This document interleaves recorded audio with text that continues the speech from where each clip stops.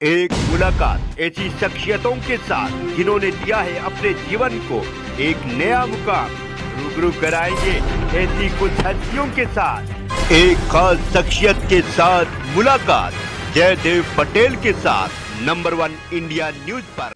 नमस्कार व्यूअर्स, मैं जयदेव पटेल और आप देख रहे हैं नंबर 1 इंडिया न्यूज। आपका एक बार फिर स्वागत है एक खास शख्सियत के साथ मुलाकात प्रोग्राम में। आज हम बात करेंगे प्रयागराज में होने वाले इस बार महाकुंभ को लेकर जो तैयारियां हैं वो अपने चरम पर है, और इसी के साथ साथ देश विदेश से जो पर्यटन और श्रद्धालु जो वहां पर आएंगे इस बार प्रयागराज महाकुंभ का हिस्सा बनने के लिए, इसको लेकर एयरपोर्ट अथॉरिटी प्रयागराज की तरफ से किस तरह की खास तैयारी की गई है, इन्हीं ताम मुद्दों पर बात करने के लिए हमारे साथ खास सामान है प्रयागराज एयरपोर्ट अथॉरिटी के director Mukesh Chandra Upadhyay.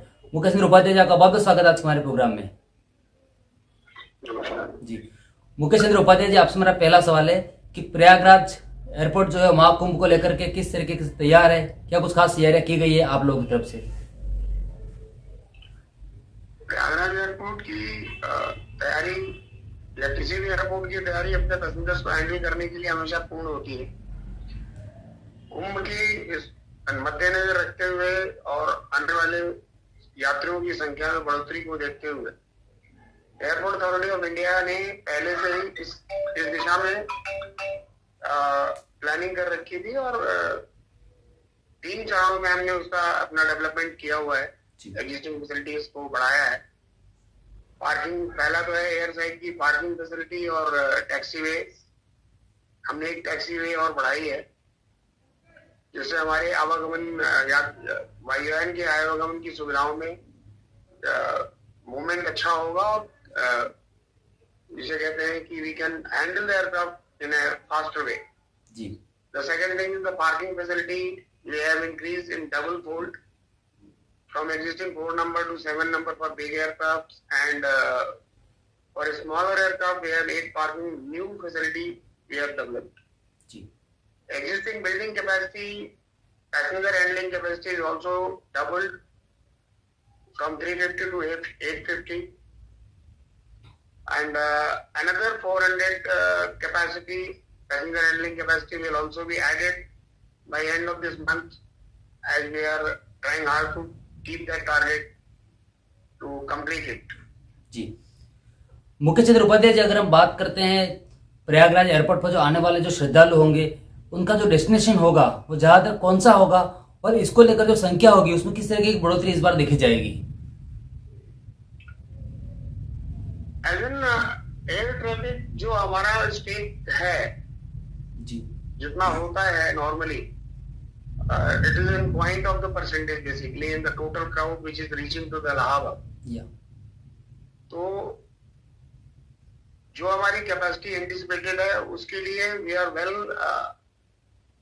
capable to handle it, and we have already increased our capacity to meet the people's requirement.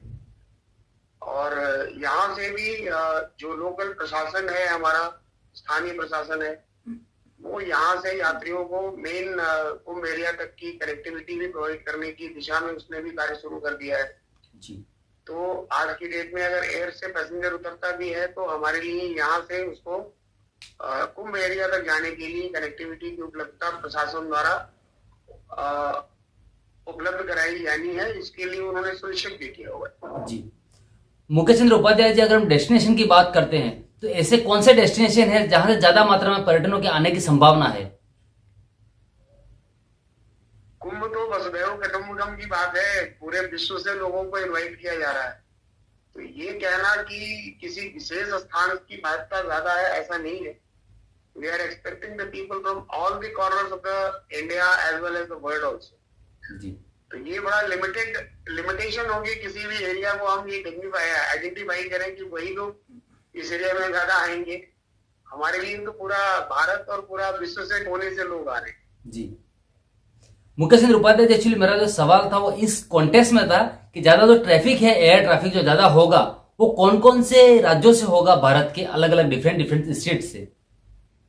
अगर हम उसकी बात करें तो आज की डेट में जो कनेक्टिविटी है, अभी रिसेंट जो एलायंस एयर ने शुरू किया है उसने 14 डेस्टिनेशन बढ़ाए हैं, जिसमें अहमदाबाद भी है, सॉरी 12 जी।